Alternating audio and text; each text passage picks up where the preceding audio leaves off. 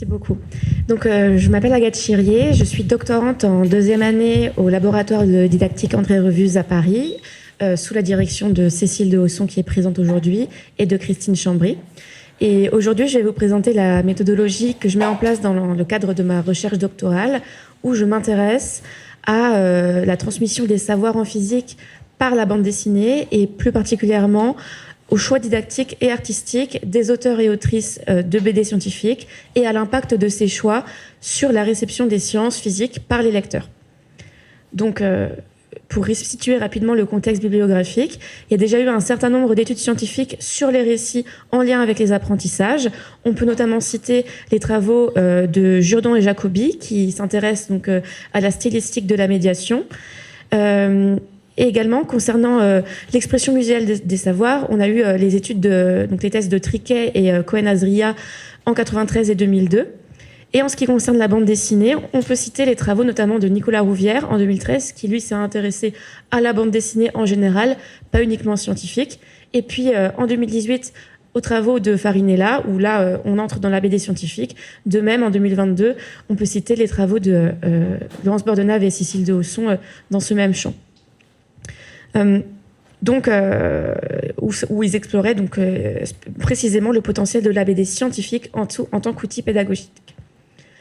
Donc, les recherches antérieures montrent que la bande dessinée de vulgarisation scientifique présente un terrain d'étude privilégié pour interroger les dynamiques de transmission des savoirs à l'intersection entre art, science et éducation. Or, s'il existe des études sur la mise en bande dessinée des savoirs scientifiques, le point de vue explicite des auteurs de bande dessinée et des lecteurs est rarement pris en compte. Ça a été fait dans le cadre de l'expression muséale des savoirs, par exemple, notamment dans le cas de la thèse de François Dessart, mais c'est quelque chose qui n'existe pas pour la bande dessinée. Et c'est donc dans ce champ que s'inscrit mon projet de thèse, qui vise à explorer comment les choix artistiques et didactiques des auteurs influencent la réception des concepts physiques par le grand public, à travers une approche donc, qui va croiser l'analyse des œuvres avec le discours des créateurs et des lecteurs. Donc ici, voici un échantillon des bandes dessinées dont j'ai pu interroger les auteurs lors d'entretiens cette année et donc j'ai analysé également quelques planches dans le cadre de ma thèse. Donc les recherches antérieures montrent que la bande dessinée de vulgarisation scientifique constitue un terrain d'étude privilégié pour interroger les dynamiques de transmission des savoirs à l'intersection. Donc, attendez, non, pardon. Oui, j'ai déjà dit, excusez-moi. La BD scientifique mobilise des logiques hétérogènes puisqu'elle se base sur une narration séquentielle, une rigueur conceptuelle et avec une visée pédagogique. Et pour analyser ce médium, j'articule deux cadres théoriques. D'une part, la sémiotique visuelle avec l'analyse des codes graphiques et de la grammaire de la bande dessinée, en me basant sur les travaux des théoriciens de la bande dessinée, donc à savoir MacLeod, Grunstein ou encore Cohn. Et d'autre part, la didactique des sciences à travers la caractérisation des processus de transposition des savoirs, c'est-à-dire le passage d'un savoir dit savant à un savoir médié par la bande dessinée, en me basant sur les travaux de Chevalard et de Triquet. Cette démarche engage un double questionnement. Tout d'abord, comment les auteurs, donc, qui peuvent être des artistes et ou des scientifiques, élaborent-ils l'ensemble des choix narratifs et didactiques en bande dessinée ? Et d'autre part, une approche plus méthodologique. Quels outils permettent d'analyser l'hybridité de la BD scientifique à la croisée justement de la sémiotique visuelle et de la didactique des sciences. Et donc, les données seront analysées via une grille croisant le contenu des planches, les intentions des auteurs et des autrices et les réactions des lecteurs et des lectrices. Donc, concernant l'exploration des choix de création des auteurs, j'ai pu mener cette année 22 entretiens semi-directifs avec des auteurs et autrices de bande dessinée. Donc, rapidement, j'ai pu identifier 3 types de profils d'auteurs. Tout d'abord, des scientifiques dessinateurs, qui sont des personnes de formation scientifique, voire des chercheurs en sciences, qui ont eux-mêmes scénarisé et illustré une bande dessinée. On a également les illustrateurs sans formation scientifique. Et pour terminer, les binômes scientifiques-illustrateurs, que je considère ici comme une entité auteur. C'est pour cela qu'il y a 22 entretiens semi-directifs, mais seulement 18 auteurs, comme je les appelle. Parce que pour certains, j'ai interrogé en fait les 2 membres du binôme. Dans le cas d'un binôme, j'ai remarqué que le scientifique joue à la fois le rôle d'expert et généralement travaille également sur la construction du scénario de la BD, là où la mise en dessin est plutôt réservée à l'illustrateur. Concernant le sujet scientifique abordé, là encore, on en retrouve 3 types, en tout cas parmi les auteurs que j'ai interrogés. D'une part, la physique moderne, à savoir la quantique et la relativité. D'autre part, la biologie-géologie. Et enfin, certaines BD mêlent divers sujets scientifiques, que ce soit au travers de multiples épisodes courts, sans lien les uns avec les autres, soit à travers une histoire plus longue et transversale qui va permettre d'aborder plusieurs sujets, comme par exemple le changement climatique, qui permet d'aborder aussi bien des sujets en physique qu'en biologie ou en géologie.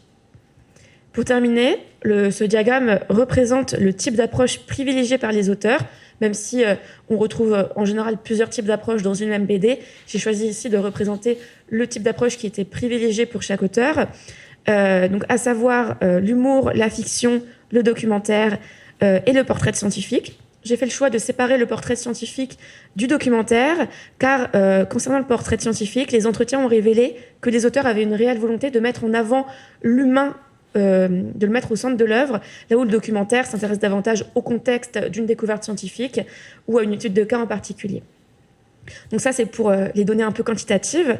En ce qui concerne les catégories d'analyse, j'analyse tous ces entretiens à l'aide du logiciel Sonal et je vais m'intéresser notamment aux techniques, aux contraintes techniques et épistémologiques auxquelles ont fait face les auteurs, c'est-à-dire comment est représenter la physique sans nuire à son intégrité, au modèle de lecteur envisagé par les auteurs, à la nature des collaborations entre artistes et scientifiques, et notamment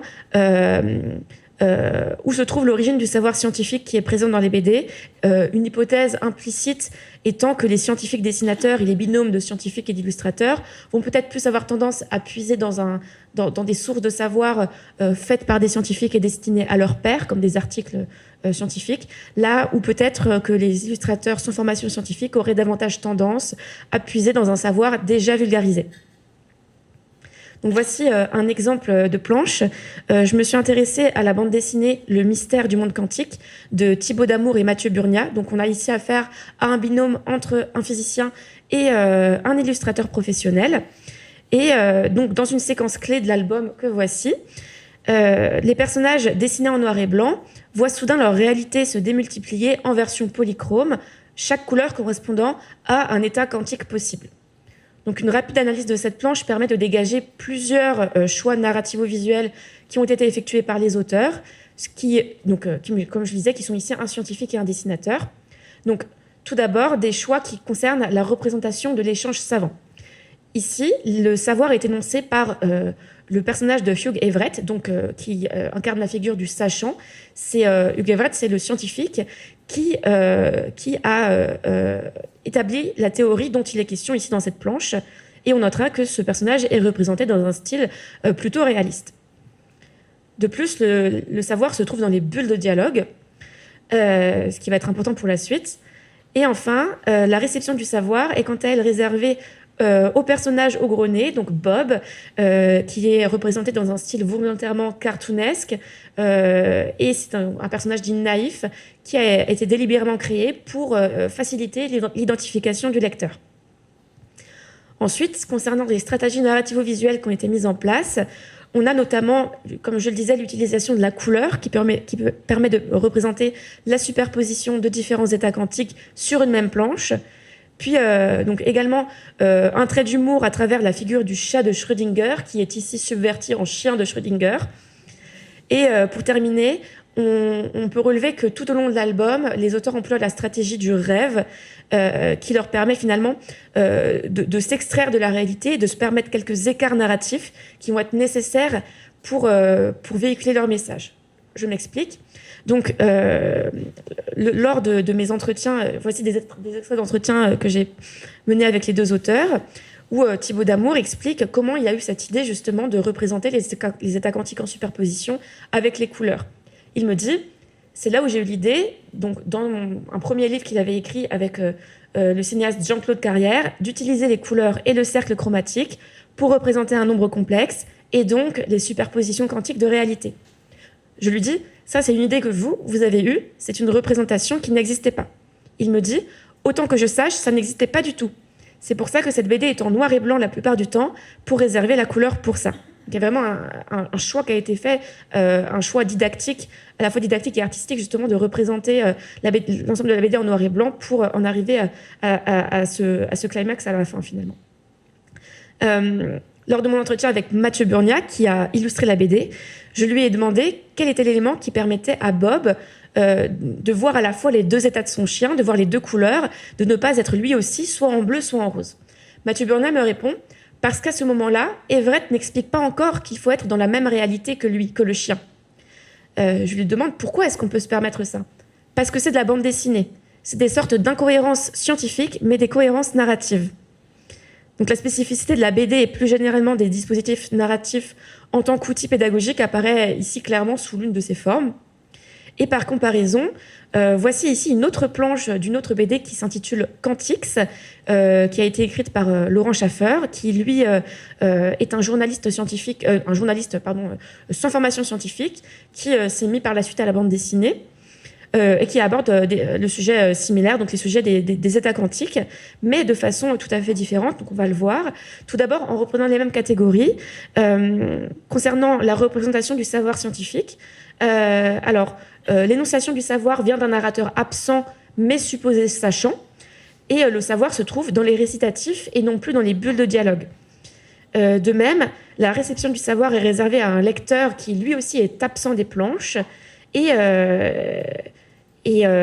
en fait, on remarque que les images et la narration ont une fonction purement illustratrice. Ça permet d'illustrer à l'aide d'analogies ce qui est dit dans les récitatifs, mais elles ne font pas partie en tant que telles de la narration de l'histoire. On voit également apparaître un certain nombre de signes iconiques, comme des flèches, pour représenter le propos de l'auteur, et une utilisation claire aussi de la séquentialité qui est une des caractéristiques spécifiques à la bande dessinée. Donc, comme je vous le disais, je suis actuellement en début de deuxième année de thèse et je prévois de terminer l'analyse de mes entretiens avec les auteurs pour la fin de l'année civile 2025. Dans un second temps, pour saisir l'impact éducatif de ces choix didactiques, j'organiserai des sessions avec des groupes de lecteurs ciblés afin d'évaluer le potentiel pédagogique, les obstacles de compréhension et les émotions provoquées par la lecture des BD. Et la méthodologie est en cours de réflexion et pourra être affinée par la suite, mais j'envisage de soumettre plusieurs bandes dessinées, dont les deux que je vous ai présentées, à des groupes de lecteurs donc qui seraient des scientifiques et des non-scientifiques, chacun étant habitué ou non à lire des bandes dessinées. En me focalisant également sur des BD qui traitent de la physique moderne, donc quantique et relativité, car voilà, au fur et à mesure, c'est ce sur quoi j'ai décidé de me recentrer.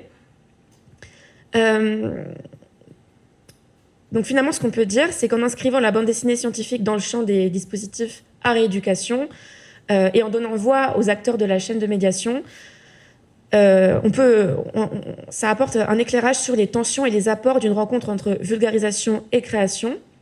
Et cette méthodologie offre des pistes pour explorer d'autres médias, comme par exemple les podcasts scientifiques ou encore le théâtre de vulgarisation, et répond à la proposition du GIS à fédérer des approches variées tout en respectant leurs spécificités. Je vous remercie pour votre attention.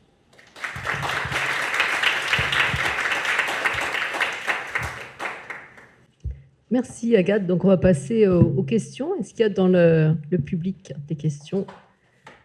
Donc je vous demande juste de vous présenter. Merci beaucoup pour cette belle présentation. Magali Coupeau de l'Université d'Aix-Marseille. J'avais une question très naïve et pour être sûre de comprendre le cheminement de cette belle thèse en cours. Finalement, est-ce que ce que vous nous avez présenté, est-ce que l'objectif, est-ce que ça serait peut-être de modéliser ou catégoriser les choix que font les auteurs de bande dessinée sur cette première partie de thèse? Je vois bien la suite arriver et c'est pour prendre appui ensuite pour... Oui, tout à fait. comme vous l'avez remarqué, c'est clairement une thèse en 2 parties. Et l'un des objectifs initiaux, effectivement, c'était de dresser des types de profils de lecteurs, voir si, par exemple, dans les choix qu'ils effectuent, ces choix dépendent également du profil professionnel des auteurs, donc si ce sont des scientifiques à la base ou non. Donc oui, ça fait partie effectivement des questions, des objectifs de la thèse.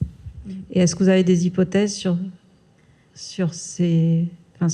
les potentiels à venir, sur cette modélisation? Est-ce que vous voyez déjà des choses arriver?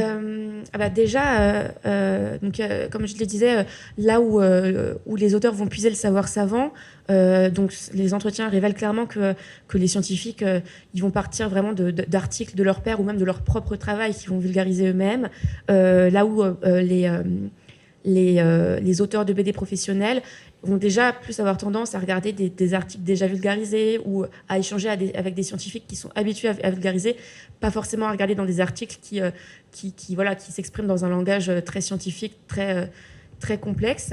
Un autre élément que j'ai relevé, c'est un exemple, mais par exemple, la présence de formules dans les planches.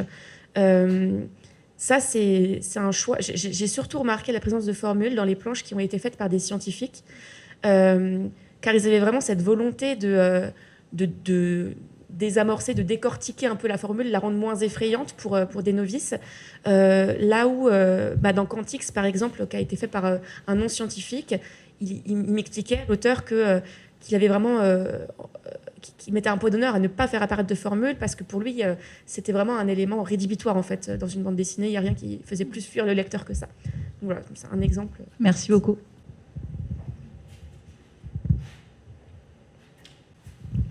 Merci beaucoup pour cette présentation qui a été très, très claire. Alors, moi, je me posais une question à laquelle vous répondrez sans doute dans votre thèse, donc vous avez sans doute déjà la réponse. C'est comment vous avez effectué votre choix de corpus, parce que je pense que le corpus potentiel est vraiment immense. Donc, est-ce que vous avez fait une pré-catégorisation et ensuite choisi des productions représentatives des dernières catégories? Je me posais aussi la question de une partie de la production de BD à vocation de vulgarisation scientifique provient de la commande institutionnelle. Et ça s'est beaucoup accéléré ces derniers temps, avec des résultats plus ou moins convaincants.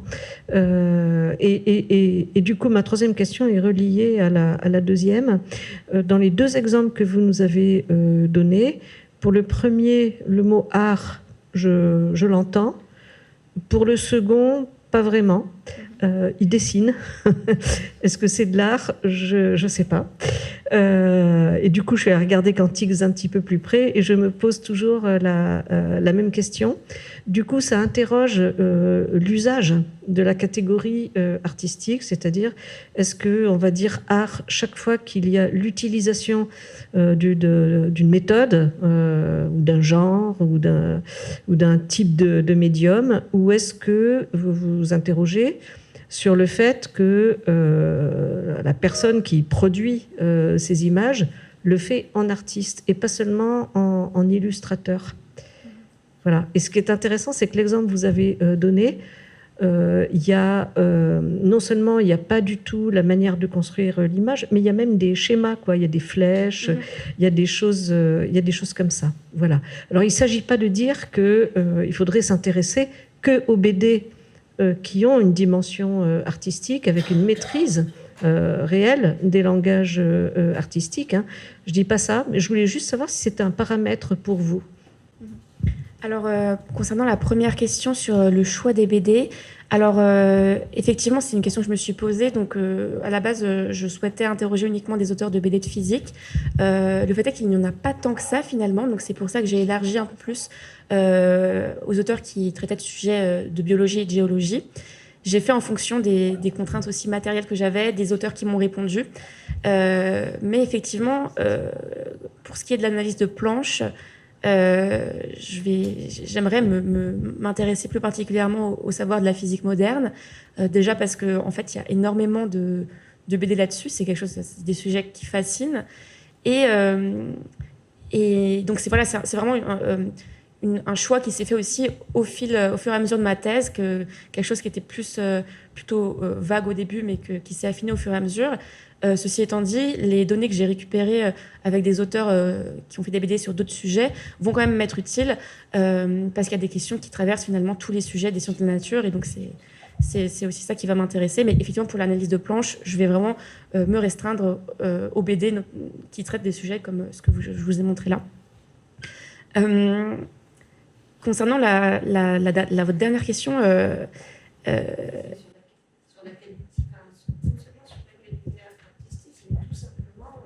est-ce de l'art ou est-ce de l'illustration plus ou moins maîtrisée?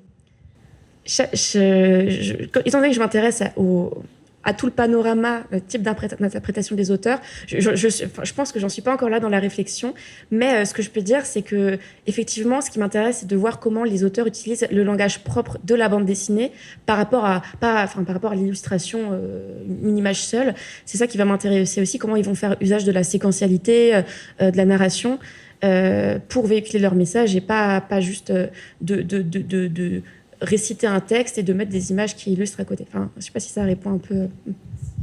Et la deuxième question, j'ai oublié par contre. Ah.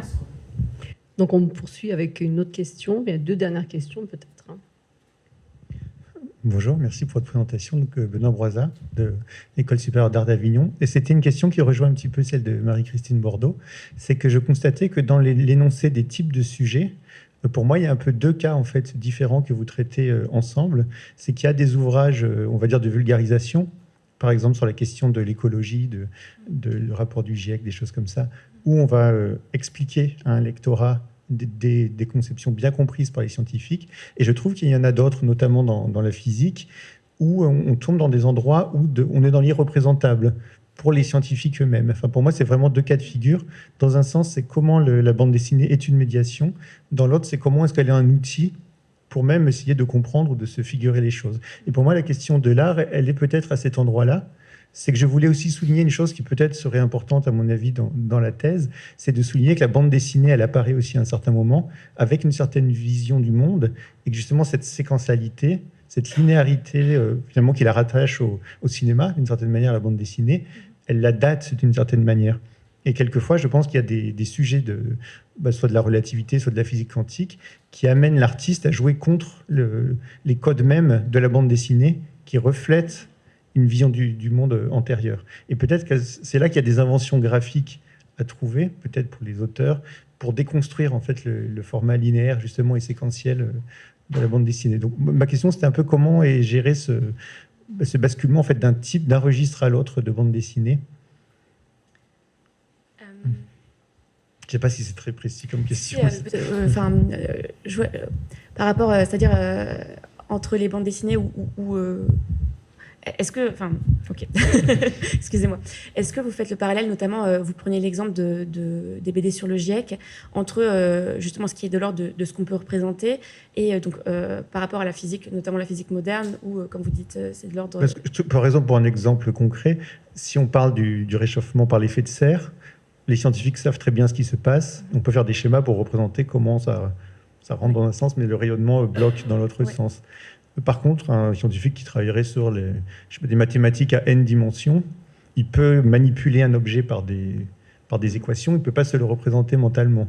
Donc si on veut représenter ces choses-là, il faut trouver un jeu visuel qui permet de représenter quelque chose de beaucoup plus difficile. Et c'est justement ce que je trouve intéressant, ce que Thibaut Damour et Mathieu Burnier ont réussi à faire ici, justement en parvenant à représenter différentes réalités quantiques avec l'utilisation de la couleur sur une même planche de bande dessinée. Je ne sais pas si ça peut être un exemple. Non, je pense que ça rejoint d'ailleurs ce que voulait dire Marie-Christine Bordeaux, où là on bascule dans quelque chose qui est en effet de l'ordre de la créativité. Enfin, je ne sais pas si c'est de l'art pour autant, mais c'est pas très grave peut-être d'étiqueter ou non.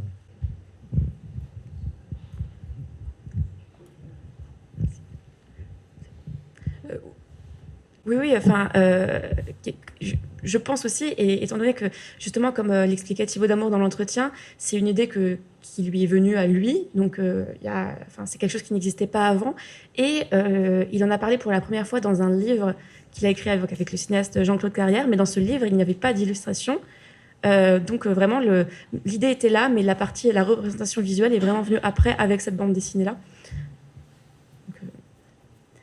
Voilà, l'outil bande dessinée a vraiment permis de mettre en image cette idée de représentation qu'il avait eue des années plus tôt. Merci. On va passer à une dernière question, si c'est possible. Ouais.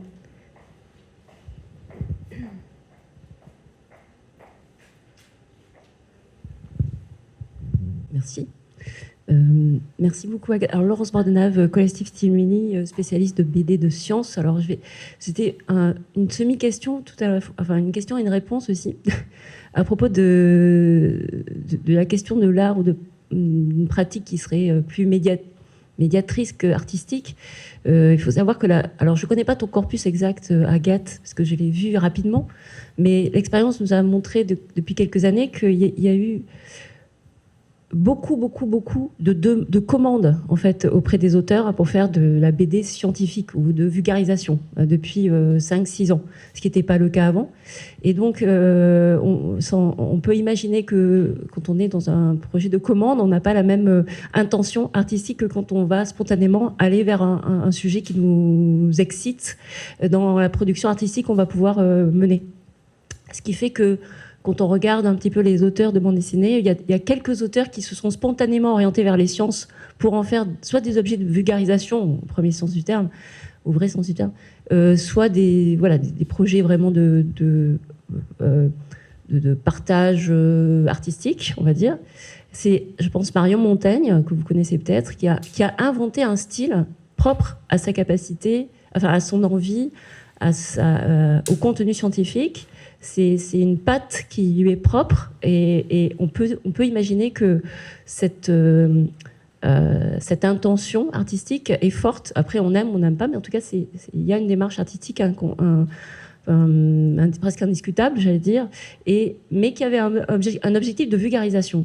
Et puis, je prendrai un autre exemple d'un autre auteur qui s'appelle Étienne Lécroard, qui est auteur de bande dessinée, qui fait partie de l'Oubapo et de l'Oulipo, et qui s'est beaucoup intéressé aux mathématiques depuis très longtemps, et qui a fait des objets artistiques, donc des objets de récits graphiques, qui s'est inspiré des mathématiques, dans lesquels il n'y a absolument pas, en tout cas dans les premiers projets qu'il a menés, d'intention de vulgarisation, et qui a fait aussi, qui a créé une patte artistique, sémiotique en bande dessinée, propre à la thématique des mathématiques et qui est propre à sa pratique artistique. Donc je trouve que c'est encore difficile de savoir qu'est-ce qui va différencier, qu'est-ce qui va différencier les différents objets artistique ou de BD qu'on veut utiliser. En tout cas, bon, ça c'est pas une question. Ma question, c'était vraiment un petit détail, mais qui pour moi est important dans ce que tu as présenté, Agathe, dans la distinction que tu as faite des différents styles narratifs, enfin des choix narratifs qui ont été faits, voilà, dans le 3e camembert. Je voulais savoir comment tu avais distingué fiction et documentaire, notamment, parce qu'on sait que dans les BD de science, en fait, on jongle beaucoup entre les deux. Ça existe beaucoup au cinéma, le docu-fiction, voilà. Et c'est vrai que pour y travailler, c'est difficile parfois de savoir comment classer. Bon, c'est une grande question à la typologie en narration.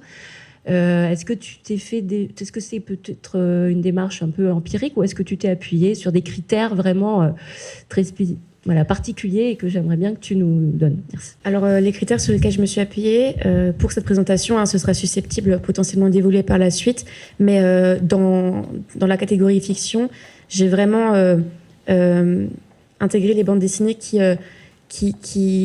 non seulement reposent sur la fiction, mais également sur des ressorts de l'imaginaire, comme du rêve ou des éléments du surnaturel, etc., qui peuvent leur permettre justement de s'extraire de la réalité pour appuyer leurs propos.